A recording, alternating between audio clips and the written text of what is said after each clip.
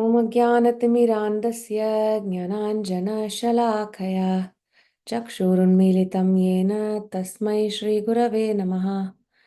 I was born in the darkest ignorance, and my spiritual master opened my eyes with the torch of knowledge. I offer my respectful obeisances unto him.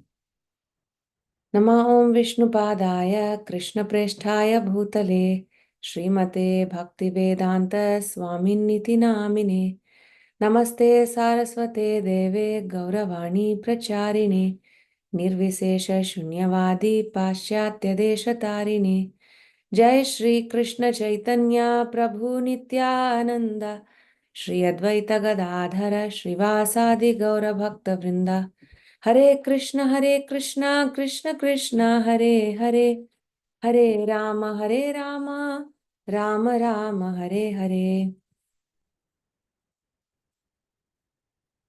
So I believe this whole month we are talking about the glories of Srimad Bhagavatam, and we have been very fortunate to hear from Maharaj Shlorampad Swami Maharaj these last few days.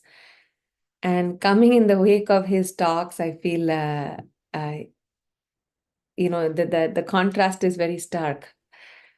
He has been living and speaking and breathing Srimad Bhagavatam for the last 55 years, talking every day for minimum 2 to 3 classes every day. And that is his absorption. And therefore, when he speaks, it comes from the place of realization. And when I'm speaking, obviously, it is not that. I'll just put it that way mildly. But I think one question that I have tried to understand is, how is Srimad Bhagavatam non-different from Krishna? So that will be one aspect of my exploration today. And I think we were asked to pick any favorite verse and speak about it and glorify Srimad Bhagavatam. So today's verse is Canto 1, Chapter 9, text number 34. The context is Bhishma Deva, his body is riddled with arrows and he's about to leave his body. So that's the context. And the Pandavas have come. They are in the royal finery, best of horses, best chariots. Here they are. This is what Bhishma Dev always wanted for his grandchildren. And finally, it has happened. And it happened in a very, like I think Radhika Raman Prabhu was saying in Gita Nagari retreat, Krishna does things in a very dramatic way. And so it happened in a very dramatic way, how the Pandavas received what was rightfully theirs. So that is the context. The context is battlefield, and Bhishma Dev is right here. So I request you all to come along with me. My goal is to try to understand with you all, how is Srimad Bhagavatam non-different from Krishna. But as we are heading there, we are like a little stream. The stream meanders. It goes this way, a little that way. So we might go a little this way and that way, but hopefully, we all have come together in this one question, glorifying Srimad Bhagavatam. So I'll share my screen.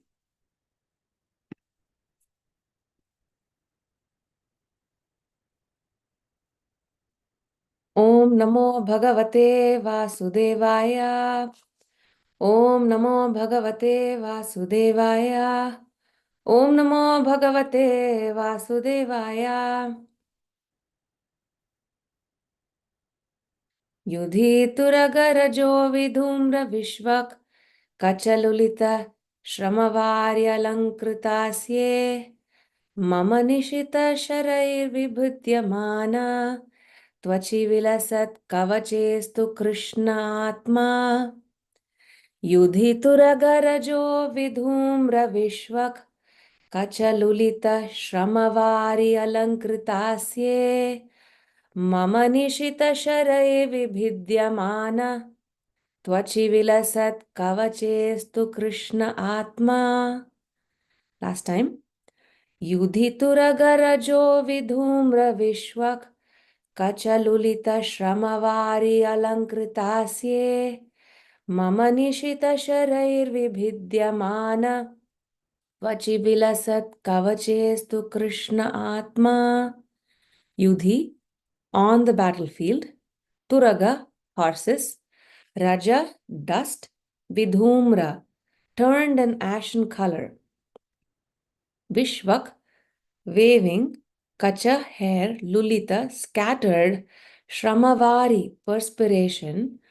Alankrita, decorated with. Asye, unto the face. Mama, my. Nishita, sharp. Sharaihi, by the arrows. Vibhidyamana, pierced by. Tvachi, in the skin. Vilasat, enjoying the pleasure.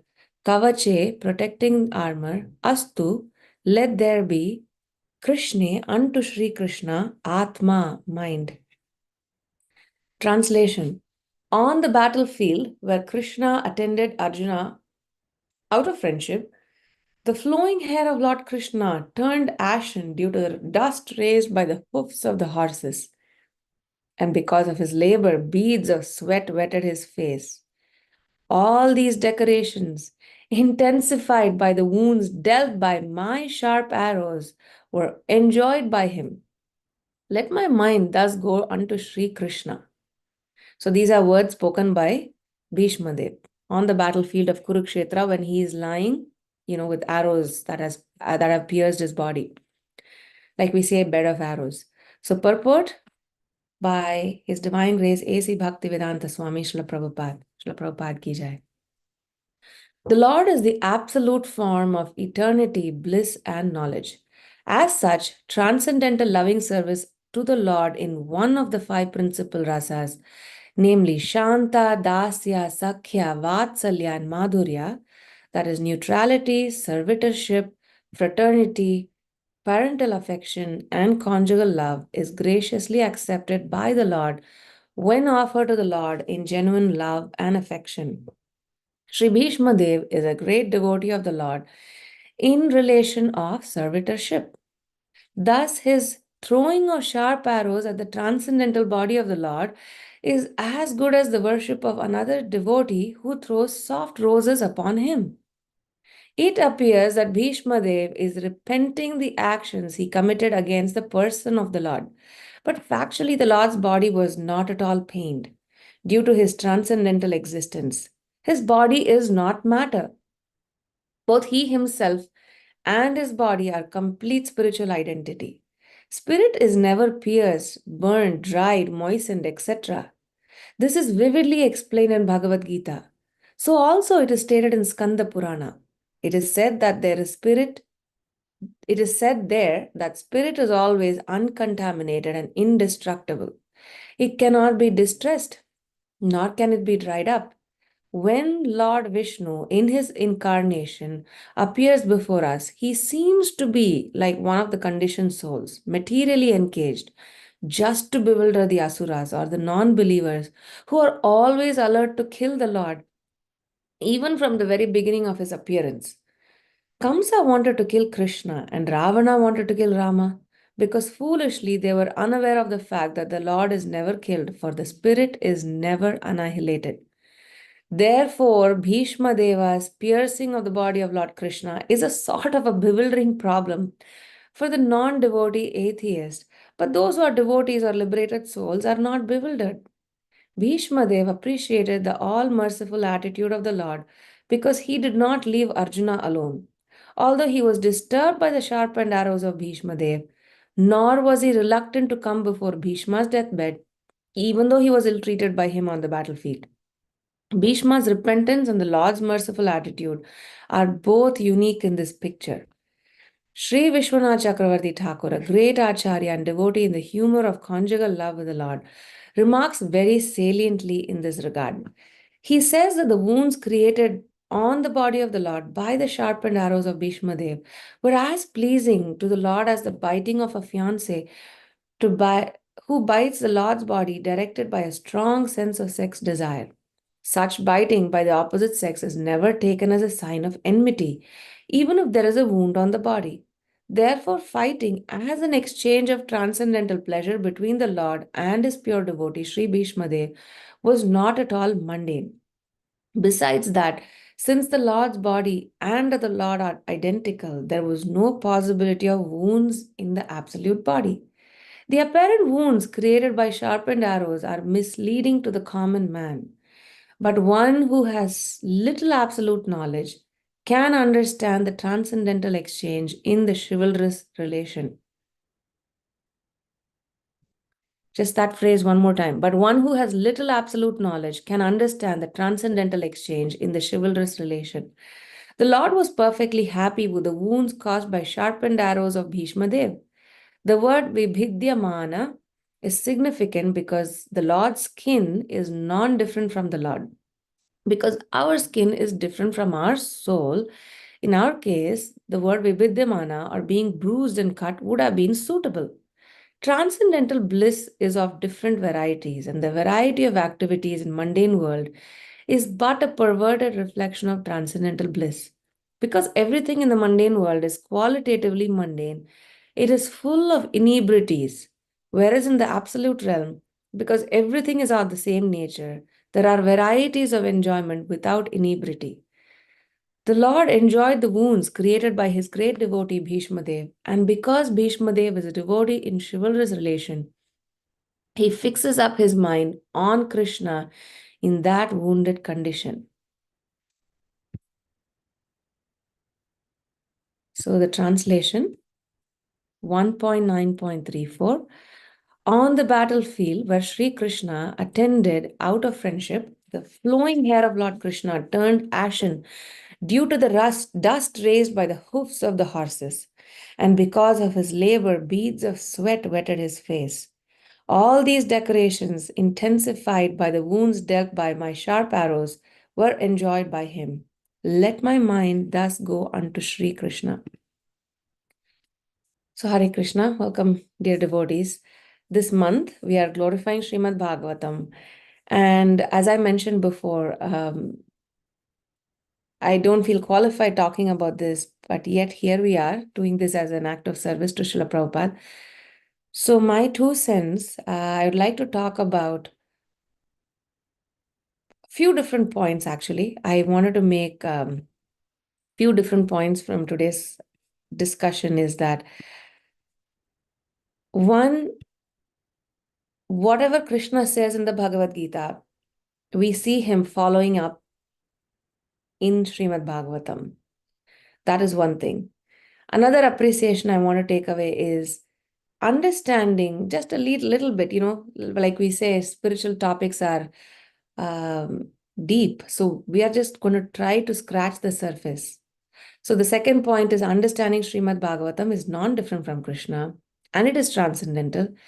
And while we are doing that, we are going to see how the Lord interacts with his devotees. So this is where the stream is taking us. It is meandering and will touch upon all of those. So to my first point, Sri Krishna says, Sarva dharman parityajya mamekam sharanam vraja, right? So abandon all varieties of religion, surrender unto me. That's the ending message of the Gita, right?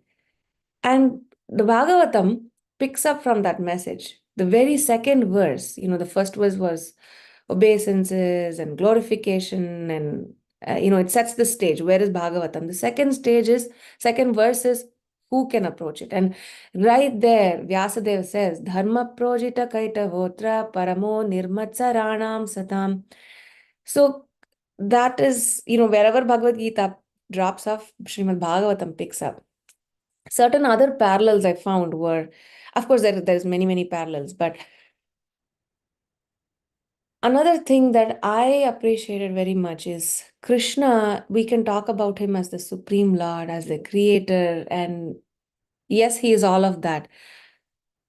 But in his heart, his heart is tender, and that we can see that in his interactions with his devotees. So when he interacts with his devotees, he says certain things and he may do those certain things. And it is all that the underlying thing is all relationship. It is all love. So Krishna says in the Gita, declare boldly that my devotee never perishes, right? Kaunteya pratijanihi name bhakta pranashyati. And he may make some promises, his devotee may make some promises. And guess what? He'll uphold his devotee's word, even if it means to break his own word. So that is where this verse that we read from Srimad Bhagavatam comes into play. So very quickly, the history of Mahabharata, Duryodhana goes and tells Bhishma Dev, he says, "Grandfather, I don't think you're giving your best. You seem to be partial to Pandavas." And this arouses the chivalrous nature in Bhishma Dev. So he says, keep these 5 arrows. With these 5 arrows, I shall kill those 5 brothers, the Pandava brothers. And Duryodhana is happy. He takes it to his Shiviram, his tent. And Krishna, the all-knowing, sends Arjuna. And Arjuna goes in the morning when Duryodhana has just performed his morning duties and he's in a charitable mood. And Arjuna goes and Duryodhana gives him a seat and says, "Arjuna, you've come here at this hour. What can I do for you? I promise, even if you want my head, I can cut it and give it to you." So Arjuna says, "I don't want your head. I just want those 5 arrows." And so he gets the 5 arrows and he goes away. So later in the morning, just before the war is starting, Bhishma Dev is coming and he's asking, "Where are those 5 arrows?" And Duryodhana has to say, "I'm sorry, I don't have them." So this has further aroused Bhishma Dev. That trickster, he has made me break my promise. Now I will make him break his promise. So Krishna had made a promise before Kurukshetra war that he will never take up a weapon, right? And that particular day, Bhishma Dev is relentless. There's showers of arrows coming at Arjuna. And finally, it was so uh, crucial that Krishna had made a promise to protect his devotees. Bhishma Dev's promise is that he'll make Krishna break his promise. And so many things are happening. Finally, there came a time when Krishna had to break his promise. It didn't matter. He had to protect his devotee. He had to protect his devotee Arjuna. And he also protected Bhishma Dev's words by breaking his own promise. So he picked up this chariot wheel and he's rushing, right? That is the scene. And that is the scene that Bhishma Dev is seeing. And I was listening in one lecture, I think it was by Radhika Raman Prabhu in ISV. I think he's saying that that vision is not had by even Arjuna. This vision of Krishna is had only by Bhishma Dev. This hair turning ashen, the sweat and the blood and all of that. And you can see in those words, right, in that translation itself, it says all these decorations. Pujaris, when they decorate the Lord, they may have a little fan over there, the peacock feather, a little tool over here, a little gopi dot. That is their meditation. But here we see this is the meditation of Bhishma Dev. So this vision is had only by Bhishma Dev, right? And so we can appreciate that this is Krishna's mood. He is not there, we are no comparison, but yet, I've heard from Nityananda Prabhu, he says, how the jewelry, when it's a diamond, it is often placed on a red velvet cloth or a black velvet cloth for it to show up brighter. So the Lord's qualities are, he's self-effulgent. And so we can talk about him independently. Comparing with mundane, fallen jivas, broken up jivas is not necessary. And yet when we do that, it is just to glorify him further. So I was saying that he, so the point of comparing that is it's just the contrast effect, I suppose. So anyway, Krishna, he does what he does. And when he does whatever he does is he accomplishes many things. So here we can see he has broken his promise, but that didn't matter because he's protected his devotee and he's also protected the words of his devotee. And the second point that I want to take away, we have 8 more minutes before the hour. And second point I want to take away from this particular purport is Prabhupada says again and again, his body and him are non-different. This is the other point I wanted to massage. So Prabhupada, I wanted to read a conversation with Prabhupada on 25th January 1977 in Jagannath Puri. So many devotees are talking and Prabhupada is saying, yes, you're taking Krishna on your level. You are such a rascal. You do not know Krishna. Therefore, Krishna says, Manushyanam Sahasreshu. You do not know what is Krishna. You are taking him on your level. Therefore, you are trying to criticize him. You do not know what is Krishna. That is your ignorance. What is food for one is poison for others. So that is your ignorance. He has everything. He can use everything. That is God. He is not restricted by anyone. Matta parataram nanyat. Who can restrict him? Then he is not God. If by a third class man like you, he is also restricted of his sex life, then he is not God. He becomes under your control. But Krishna is Ishvara Parama Krishna. He is a supreme controller. How he can be controlled by your so-called goodness and badness? So Prabhupada is making a point here. We may have a yardstick, like a moral yardstick, truthfulness and untruthful. For Krishna, there is no good and bad. We cannot measure him with our moral yardstick. So coming back to Srila Prabhupada, um, so the conclusion is you do not know Krishna. You want to bring Krishna in your level, and that is your foolishness. So we don't care for fools like you. This is our conclusion. Avajananti. That is replied. Avajananti mamudha. Rascals and fools, they criticizing me, think me that I am good as human being. Manushim Janma, Parambhava Majananta. The rascals do not know what is my position. So you have to preach in that way. So, anyway, the point again here is that Krishna may do a certain thing, we may not understand it, and we should know that it is not that he lacks anything in any way. And one other quick story, this how to understand that Srimad Bhagavatam. So we just heard Krishna and his body are non-different. In the purport, Prabhupada talks about how his skin, it may be bruised, but he and his body are non-different. Similarly, we hear the statement Srimad Bhagavatam and Krishna are non-different. How to understand this? And that is the famous Arjunacharya story. There is this Brahmana Arjunacharya. So again, a very brief story. Perhaps you all have read it, but just for the continuity of the discussion, he reads this verse, Ananyashinta yanto mam yejana paryupasate tesham nityabhiyuktanam yogakshemam vahamyaham. So aham, Krishna says, I carry what they lack and I preserve what they have. So Arjunacharya thought, really the Lord he personally carries? So he scratches out the word aham. And then, it is time for his afternoon bath. So for his madhyanikam, he tells his wife, goes to the river to bathe, then goes for unchavriti, bhiksha, but he didn't get anything that day. Anyway, by the time he came back, he realized that this house was filled with produce and other grocery items. So he asked his wife what happened. So she said she was very upset with him. She said, you are a Brahmana. You're supposed to be kind. How did such cruelty come upon you? So he doesn't know what she's speaking of. She says, just now a beautiful boy came, but his back was bruised, and he told me that you were the one that beat him up. Arjunacharya said, I don't know of any such disciple, and I do not beat anybody.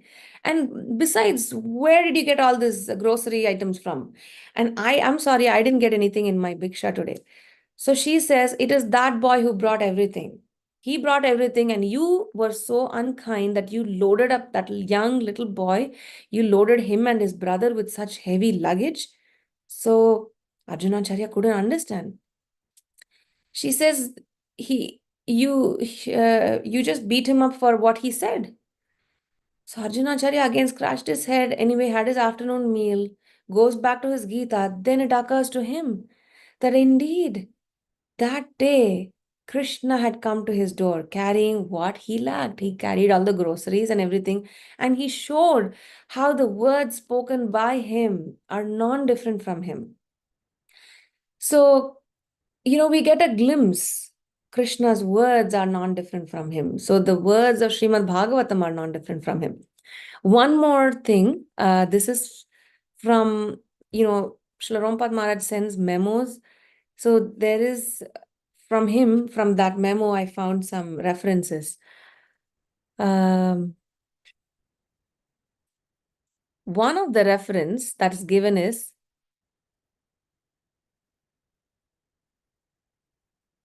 Uddhava is glorifying Srimati Radharani in Garga Samhita. So he says, when Krishna, who holds the Sharanga bow, becomes sage Vyasa and writes Vedanta Sutra, you become his commentary on the Vedas. So we've heard how Srimad Bhagavatam is a natural commentary. So this is one thing. And then Bhakti Siddhanta Saraswati, he says, this is from Bhakti Siddhanta Vaibhava.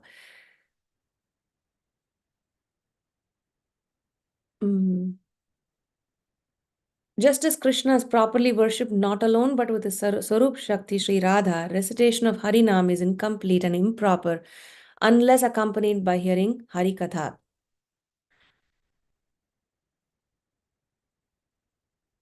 Sorry, I think that was not the reference I was looking for, but let's scroll up here.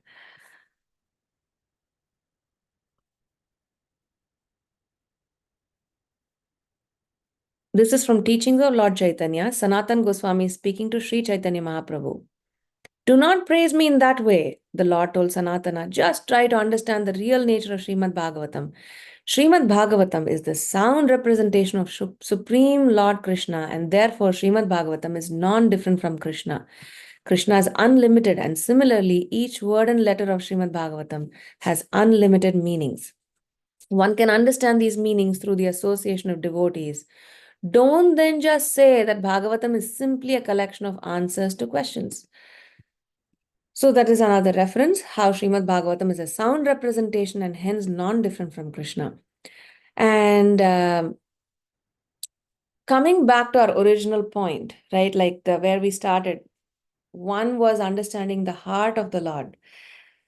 He protects his devotee, he places them above himself, and this is the sweetness of Srimad Bhagavatam. And when we hear Bhagavatam, we understand his heart. So one other reference is, this is from 3.16.6 in the Jaya Vijaya pastime. I want to read the very last line, a few lines of that purport, because we're almost running out of time.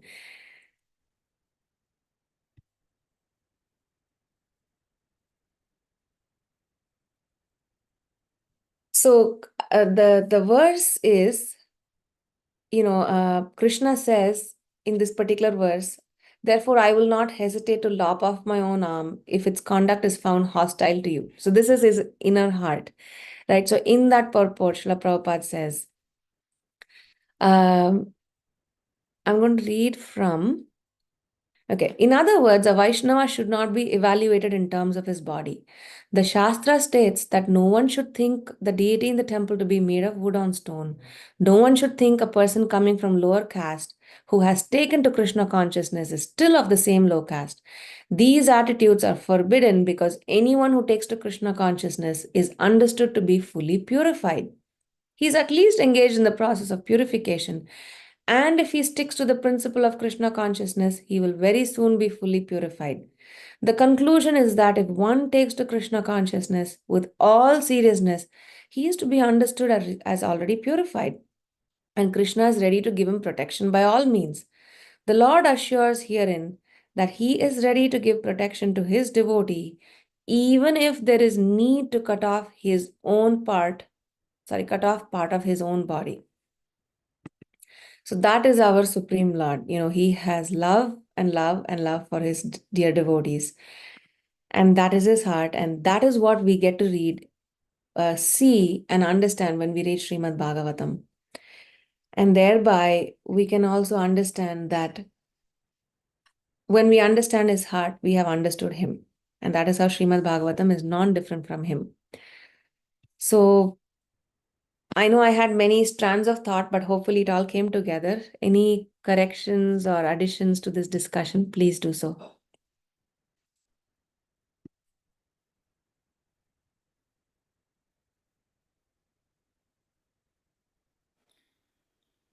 Hare Krishna Mataji, thank you so much. Nice presentation. So, I was thinking, I mean, when you talked about, right, I mean, how Srimad Bhagavatam gives uh, different ways that the Lord deals with his devotees or the devotees' relationships with the Lord, right? So, we'll get to know him because otherwise, I mean, of course, even those pastimes are there.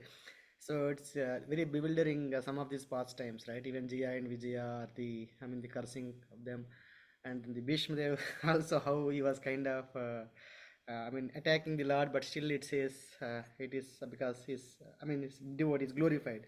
I mean, Prabhupada gives in the purport, unlike Ravana and Hiranyakashipu, right, Yeah. who are kind of also fighting with the Lord, right? So, but then they were kind of, I was just thinking, what is the difference between these two, right? I mean, I think the whole life that the person is having, and also this is one of the things that the Bhishma Devi is doing. Of course, he's not. I don't know. I mean, my understanding is that at the time of throwing arrows, he is in a mood of anger, right? Chivalrous mood. He is not throwing very nicely. Oh, yeah, this is my lord. I want to throw arrow to him, right? He's not thinking that way, right? But he's throwing in a chivalrous mode, and the lord is also happy getting those arrows right at him. Of course, the lord knows. So I was just thinking about the whole life of the devotee or the person, right? Yeah. Make that activities, with love or with hate, right? So, thank you, Matis. I was just thinking about that. One quick question. I don't know if others have any other points. Otherwise, I'll ask quick question. So, this is personal, right? If what is your memorable moment with Srimad Bhagavatam, Mataji, throughout the last maybe 15, 20, 30, 25 years, whatever time, when how most memorable moment that you One cherish? that really stands out for me is that very quickly. We used to live, when we were students. Our house was kind of in a lower level, and above us was a person who had terrible temper tantrums, and he would scream. And somehow I think the sound insulation was very poor in that house. And whenever I would sing or when we would do kirtan, he would get upset and he would jump on the floor. He would scream. Actually, initially we didn't know what it was. But then I realized that he was getting very, very upset with Srimad Bhagavatam, with kirtans and everything. And one time he even came and knocked on our door. And this happened for a few weeks. And I was very scared because I was thinking, even when I would see him outside the house, I would like walk a little away from him. But anyway, for me, what stands out is that in that time, um, I would pick up Bhagavatam and I would read it, and somehow that anxiety and fear came down. So that was very memorable for me. That practically speaking, Bhagavatam protected me that time. Yeah. And anyway, eventually that man moved. He was, what do you call, his lease was terminated and he was kicked out.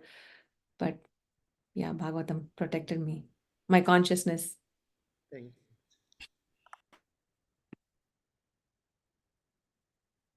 Yes, Prabhu. So just to wrap up, you made the point very nicely that what Krishna does in his relationship with his devotees is bewildering.